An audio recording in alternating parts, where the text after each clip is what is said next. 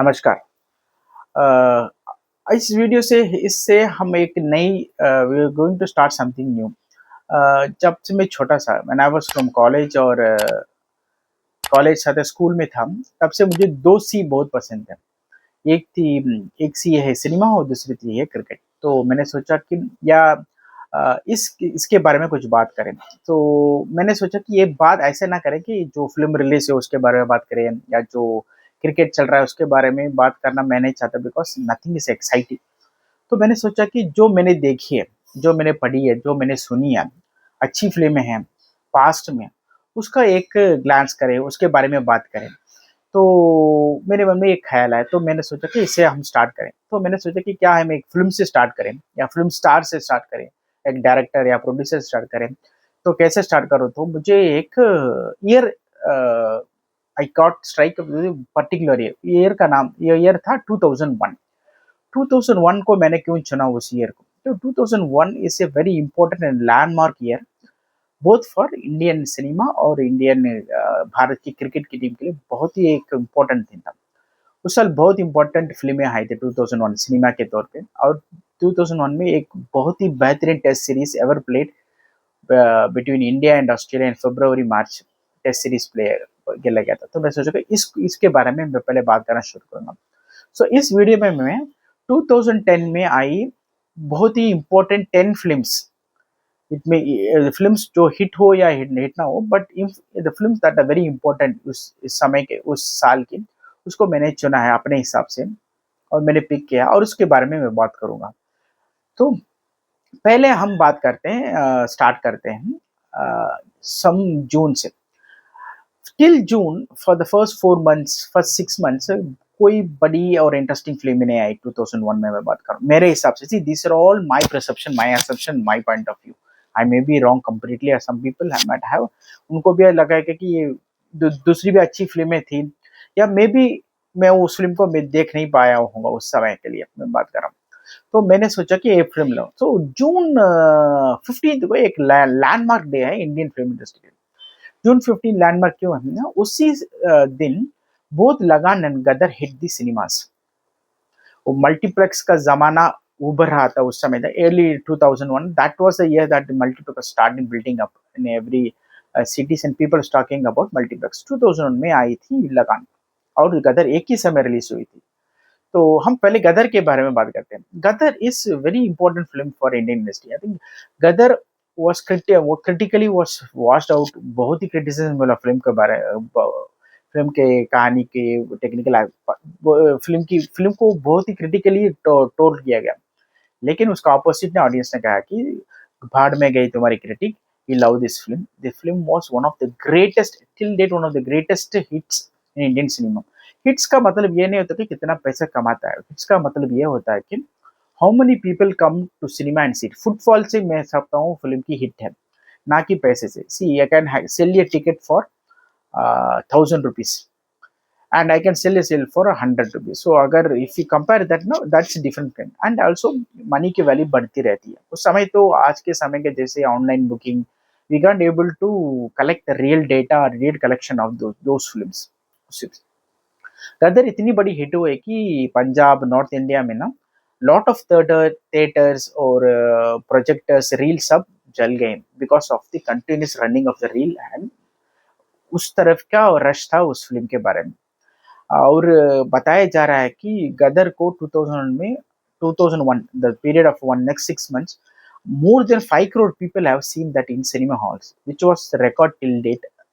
मुझे लगा वो बहुत बड़ी रिकॉर्ड है। I think Baahubali 2 in 2017 broke the record. So Sholay के बाद जो 2 से 3 करोड़ लोग देखे थे 1970 में शोले को, उसका रिकॉर्ड गदर ने बीट किया 5 करोड़ प्लस फुटबॉल से। उसके बाद बाहुबली 2 ने 2017 में ब्रेक किया more than 5 crore people seeing that film in theatres.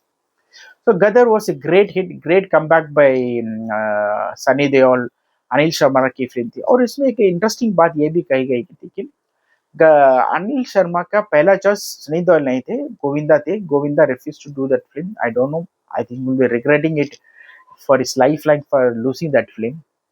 And if you see the other point of view, मुझे नहीं लगता कि after seeing Deol, Sunny Deol in Gadar, I don't think any other actor could fit into the role better than Sunny Deol. He looked it physically well, mentally well, and the way he delivered the dialogues. मुझे लगा कि सनी देओल के लिए एक absolutely ये film वही कर सकते हैं, कोई और नहीं कर सकता था, वो उसी तरह से ये फिल्म बनी है. सो फिल्म की box office success, Gadar was one box office service success that the film industry was waiting for about 6 months in those year. So के बॉक्स ऑफिस में बहुत धमाल मचा रही थी. उसी समय आई थी लगान, सेम डेट रिलीज हुई थी. That was quite different from that. It is quite different in the sense, Lagaan में there is no stunt, so that was different. We were fighting British instead of Pakistan. Lagaan के बारे में बात कर रहे थे, मैं बहुत बात कर सकता हूँ बिकॉज एक बहुत ही लैंडमार्क फिल्म है. लगान ब्रोक लॉट ऑफ थिंग्स.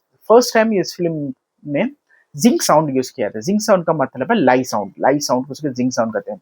वो तो पहले ही यूज करते थे, मुझे लगता है कि 70s तक यूज करते थे. 80s से 90s में वो जमाना चल गया when people taking actor and actors from other languages who don't know the language to speak, वो टपिंग करते थे. उनको ऐसे ऐसे यहाँ ऐसे करते थे, उनको टपिंग करके मैच करते थे, स्पेशली हीरोइंस को या एक्टर्स को. इसमें साउथ इंडिया में वो बहुत होता था. So but it broke that, it broke the old style of film making using live sound, और एक शेड्यूल में फिल्म को फिनिश किया था. सी ये फिल्म को अबाउट 6 months लगा इस फिल्म को फिनिश करने, एक ही शेड्यूल में फिनिश किया था. इसलिए नहीं कि इस फिल्म को करो, अगले महीने दूसरी फिल्म को करो, तीसरे महीने तीसरी फिल्म को करो, चौथे महीने फिर आज इस फिल्म को करो. नो, एक फिल्म किया तो एक ही फिल्म को कंप्लीट करते, उसके बाद अगली फिल्म करते थे. That was not norms in Bollywood, specially in Bollywood. Tamil में वो नॉर्म्स था. Rajni Kamal were doing that much before Aamir Khan in from 1993. 1993 से रजनी कमल ने सिर्फ एक समय में एक ही फिल्म कर दी. एक फिल्म खत्म होने के बाद ही दूसरी फिल्म करते थे. And lot of big directors do that. Like Hindi में तो सुभाष का ऐसे करते थे, चोपड़ा ऐसे करते थे, तमिल में Shankar Mehta, they are still they doing one film at a time, so that concentration उस सब्जेक्ट के और फिल्म के बारे में हो. एंड इस फिल्म का दूसरा, इस film had lot of things that is going according box office. एक पीरियोडिक फिल्म थी, पीरियोडिक फिल्म चलती नहीं थी उस समय, अब सबको पता है. When was the last periodic film that ran in Hindi? I don't remember any film that had a big impact in after 1970. So about 20-25 years के बाद periodic film का पहली periodic film बन रही थी, और big budget periodic. So periodic film नहीं चलती है. फिल्म में कोई ब्रिटिश के बारे में कोई फाइट ही नहीं है. There is no action in that film. The film was based on sports like cricket. Cricket Bharat में स्पोर्ट्स के ऊपर बनाई, सब्जेक्ट के ऊपर बनाई गई फिल्म चलती नहीं थी उस समय तक. People find it was boring, and also we were not such cute और expertise to make a film has close to reality to make a sports film. यहाँ पर फुटबॉल को खेलते हैं and they don't know how to play football, how to kick it, how to play that, how they pass it, वो कैसे shoot करते, execute करते, वो भी पता नहीं. इमेच्योर तरह से फिल्म बनाते, इसीलिए चलती नहीं थी. Lagaan was an example that if you show playing cricket as close to reality how it is played is better. उसका एक मैं एग्जांपल देता हूँ. आप देखिए अभी भी लॉट ऑफ फिल्म्स हैं, when you show any film which place cricket, वो बोलते हैं कि एक बॉल में 6 रन चाहिए, 2 बॉल में 4 रन चाहिए ना. Obviously, in any cricket, international cricket or any cricket, you will see fielders in the boundary lines or in the circle के पास वो होंगे या inner circle के edge पे होंगे. Nobody will keep a slip in that time. अगर आप फिल्मों में देखेंगे तो एक बॉल में छक्का होगा तो you see 2 slips. I don't understand that. क्या कि हाँ के एडी को भी पता नहीं, या क्रिकेटिंग नॉलेज, आपका क्रिकेटिंग नॉलेज नहीं होना कोई भी बात नहीं. At least you should have the experts in this cases में फील्डिंग कैसे सेट करते हैं वो भी पूछना चाहिए ना. वो पूछते भी नहीं है. They don't know about that. They वो से इमेच्योर बच्चों की तरह फिल्म बनाते वो थे. सो लगान broke all those things and it became a cult classic की उसकी रीच और इतनी ऊपर चले गए कि it was nominated for the foreign film category top 5 films in the Oscars of 2002 में वो नॉमिनेट हुई थी. वो थी लगान.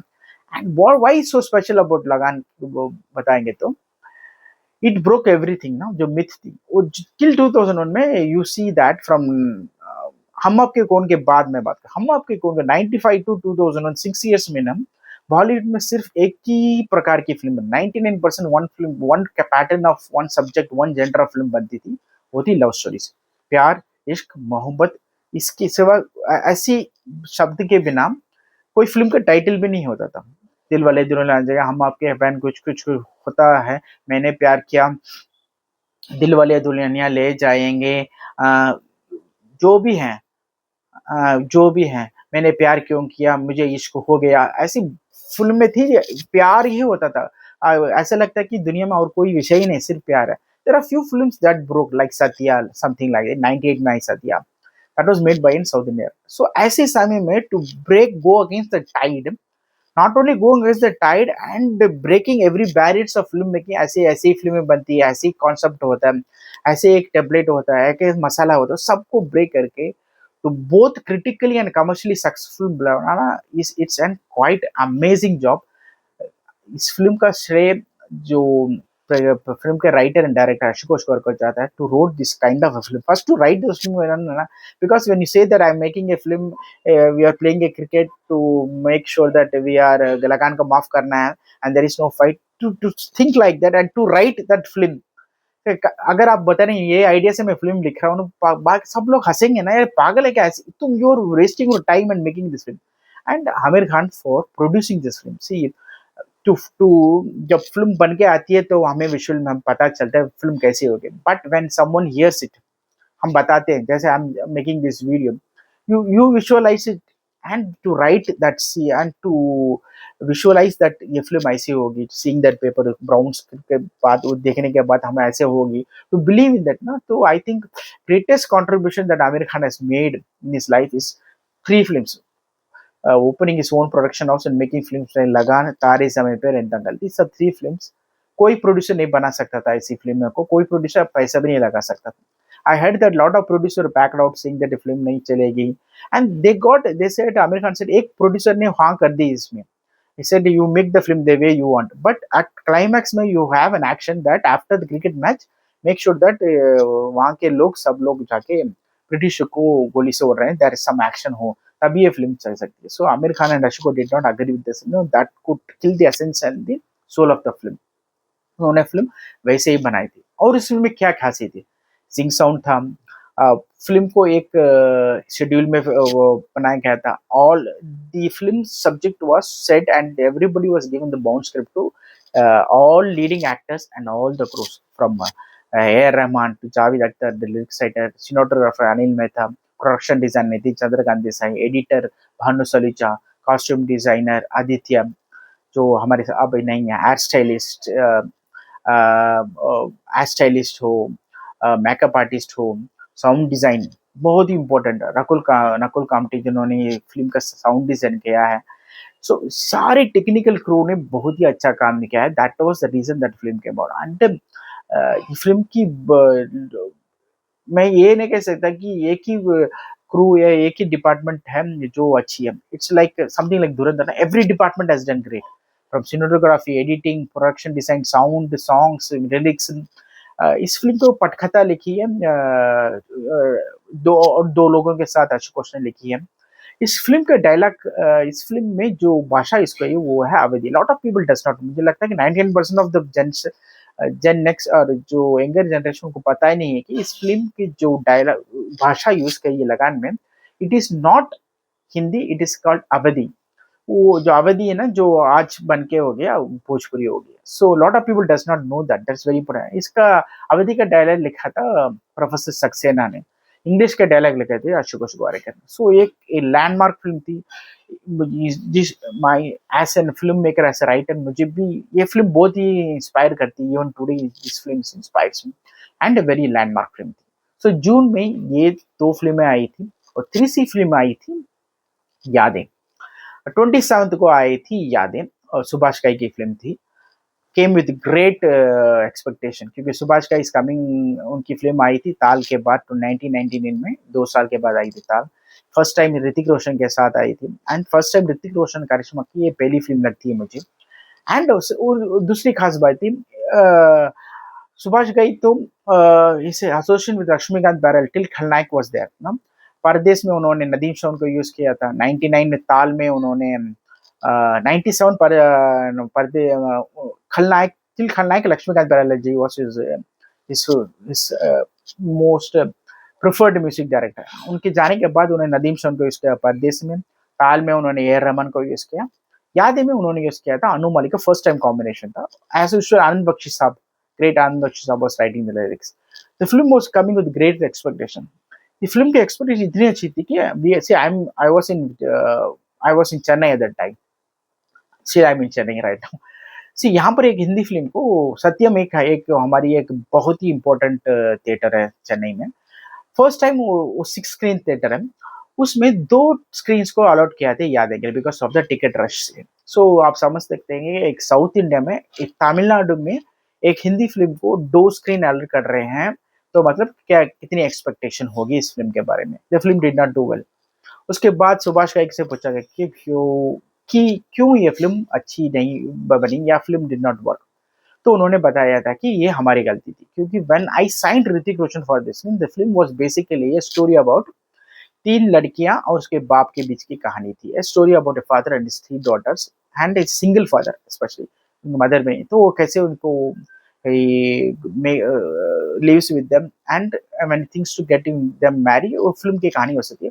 उस समय ऋतिक रोशन आते हैं, वो छोटा रोल था, पर because of startup has grown up last 1.5 years because of कल्लोन एंड ऑल दोस थिंग्स, तो हमने रीराइट करी थी स्क्रीन प्ले में to give lot of space for Hrithik Roshan, which really killed our own subject. जो हमारी सब्जेक्ट थी वो खिल करके वो कचड़ा बन गया, लाइक कहते हैं ना, too many chef spoil the soup, वैसे हुआ। ये क्या ये पहली बार हुआ? नहीं, ये पहली बार नहीं हुआ।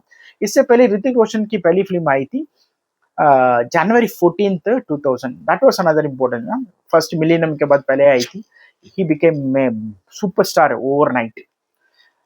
उसके बाद उस साल उनकी 2 फिल्म आई थी, एक थी फिजा, आई थी मिड 2000 में, that was again second role. उस फिल्म के मेन रोल में थी लेडी थी करिश्मा कपूर, उसके बाई के रोल में थे Hrithik Roshan. Again the role was rewritten to give him lot of space and the film flopped.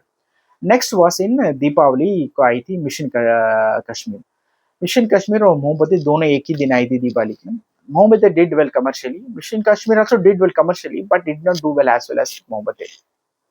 उसमें भी विनोद चोपड़ा ने कहा था कि we try to give lot of scenes scope to Hrithik because of this stardom and fate. So इससे एक बात पता चलता है, अगर आप फिल्म को चेंज करेंगे बिकॉज ऑफ दैट, देन जो ओरिजिनल स्क्रिप्ट माइंड में थी, जो लिखी है आपने कहानी, वो जो चेंज करेंगे, there is different between innovation. Innovation का मतलब होता है कि आप स्पॉट में या कुछ में कुछ बेहतरीन के लिए काम करें।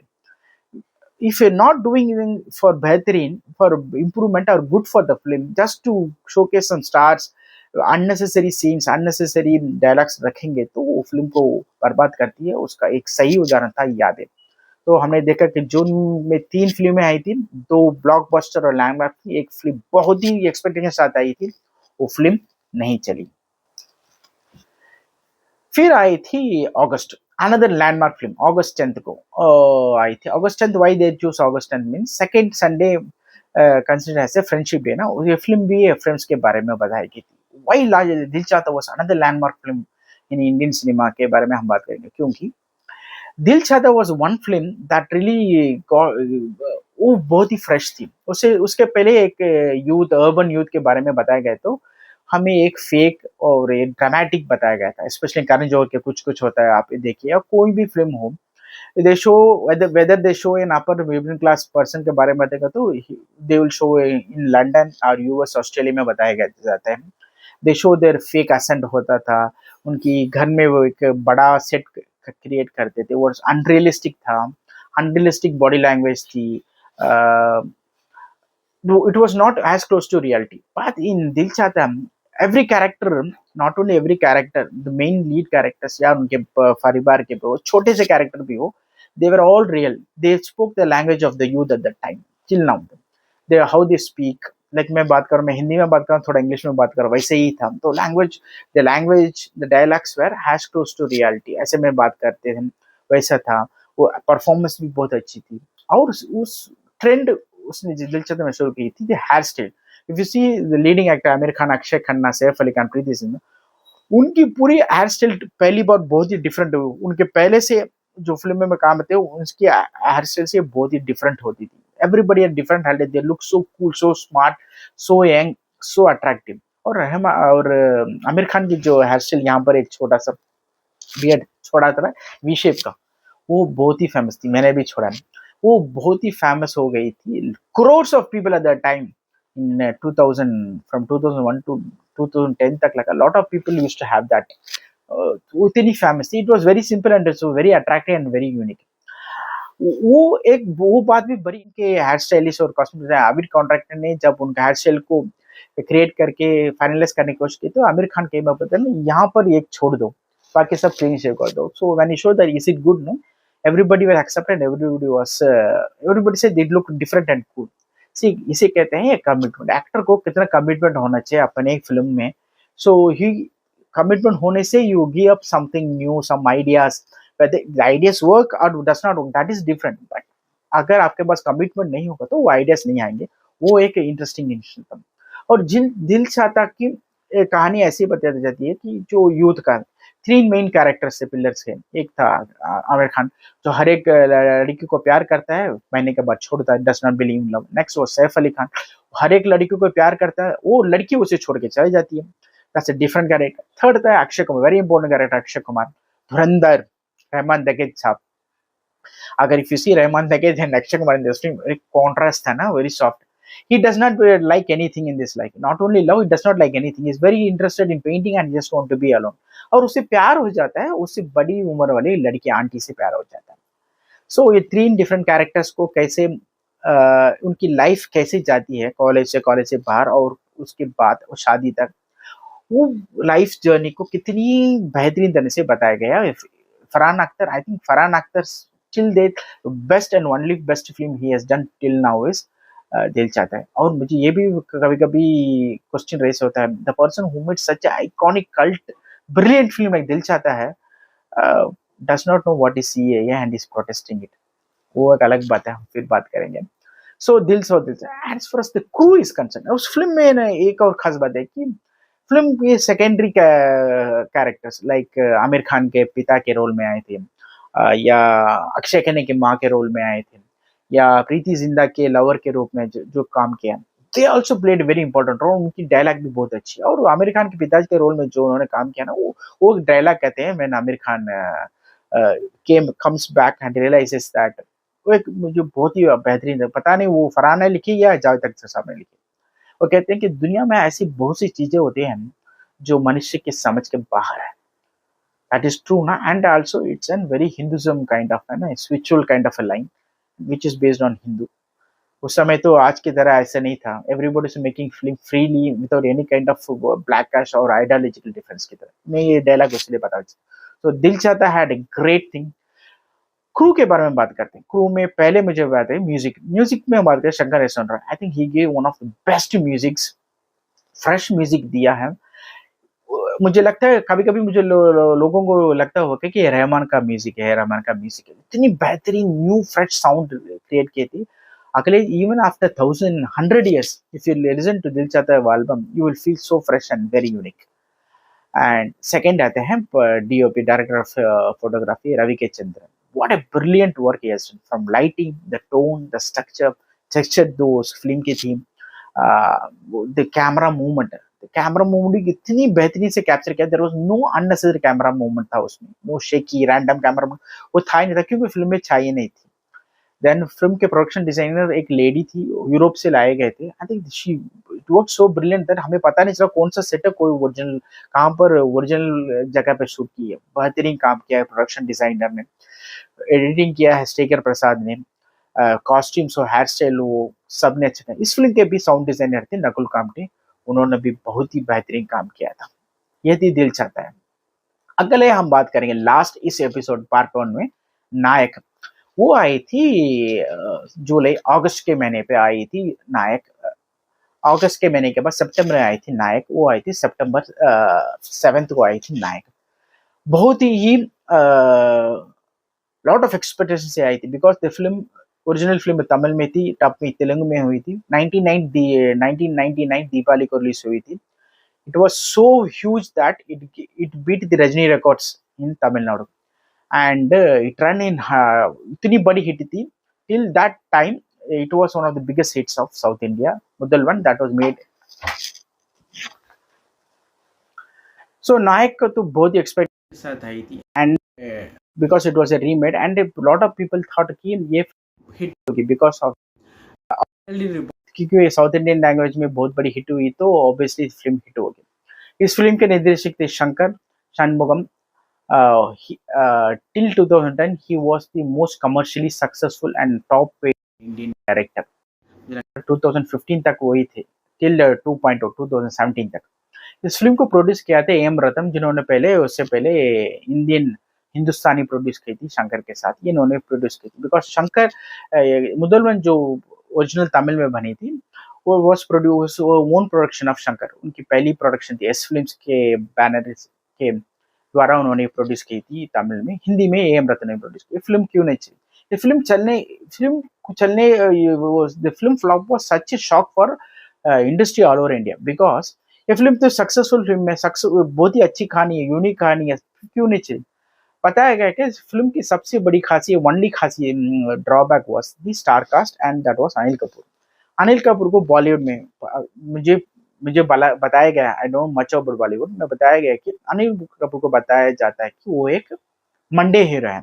मंडे का मतलब आपको पता है ना, Monday normally see not lot of big you don't see lot of rush in cinema that because it's start of the working day, week की पहले दिन होती है, सो सिनेमा को लोग जाते नहीं है लाइक वीकेंड्स। सो उनकी फिल्म की ओपनिंग भी ऐसी होती है, इसलिए वो बहुत बड़ी ड्रॉबैक बोली गई थी। और and people did not accept Anil Kapoor ji को एक एक्शन की हीरो के तौर पे, उनको एक्सेप्ट नहीं किया, वो ये ड्रॉबैक थी, वही सबसे बड़ी ड्रॉबैक थी। इवन दो ऑल फिल्म की other caste like Paresh Rawal ने बहुत अच्छा काम किया, अमरीश पुरी जी ने लाजवाब काम किया, everything went in went because of that one star, वो that's one blunder. Lot of people critics ने भी कहा था कि कुछ एक्शन हीरो को डालना था, सलमान को डालना था। उस समय तो सनी देओल और आमिर खान तो पीक में थे, आफ्टर लगान अंदर गदर, सो उनको डालना था, या अक्षय यार अक्षय कुमार को बेटा, और ऋतिक को भी डाल सकते थे। All those things were coming because may be they would tried, और उनको डेट्स नहीं मिला होगा, वो भी हो सकता है। और ये बात भी आई थी कि ये टॉप सोर्स के बारे में, आप कहते हैं top source gives any information, वहां पर ये बात आई थी, that was even true that Shankar approach Shahrukh Khan to do this role. Shahrukh Khan ने कहा कि हम मेरा रोल नहीं कर सकता, क्योंकि उनकी पहली फिल्म थी ना फिर Bhi Dil Hai Hindustani, we released in 26 January 22 January, just before the republic 2000, उनकी पहली प्रोडक्शन थी। वो फिल्म नहीं चली थी, वो फिल्म में उन्होंने टीवी रिपोर्टर का काम किया था। सो तो when Shankar K went to Shahrukh in the August, July August 2000 में, फिल्म रिलीज थी एक साल के बाद, तो उन्होंने कहा कि मैं अभी ये फिल्म क्या हूँ, मुझे रिपीटेटिव लगेगा। I found that is very laughable. Shahrukh Khan का ऐसे के एक्टर हैं क्या, जैसे कमल हासन ने शिवाजी गणेश हर एक फिल्म में कुछ नया करते हैं, हर एक फिल्म में एक ही ऐसे ही करते हैं। So how many different kind of films Shahrukh Khan had done? I think it will not be even a handful of films that Shah Rukh Khan has done completely different film from his comfortable zone से, like Chak De India या स्वदेश, और कुछ मुझे याद ही नहीं आता। So if Shahrukh Khan says because I don't repeat my roles, it's very laughable. So may be कुछ और भी हो सकता है, इट डिड नॉट मटेरियलाइज, इसलिए अनिल कपूर रॉन्ग किया। The film really wash and wash out in every territory में वॉश आउट हो, नॉर्थ इंडिया में, साउथ इंडिया में हो। That was the time that M Ratnam also went to a very bad debts में चले गए, because he invested about 20 to 25 crores of film. The film was a complete washout। उसके बाद M Ratnam could not recover from that। उसकी वजह से to compensate करने के लिए शंकर ने एम रत्न को 2003 में आई थी बॉयज फिल्म तमिल में, उसको कॉम्पनसेट करके वो फिल्म करके दिया था।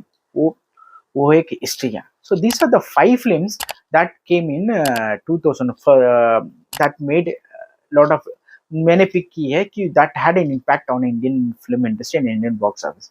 अगले एपिसोड में हम अगली 5 फिल्म्स के बारे में बात करेंगे which had an impact, which were good और बैड, और सब हम नेक्स्ट 5 फिल्म्स में बात करेंगे। तब तक के लिए आपका समय देने के लिए बहुत बहुत धन्यवाद। जय हिंद, वंदे मातरम।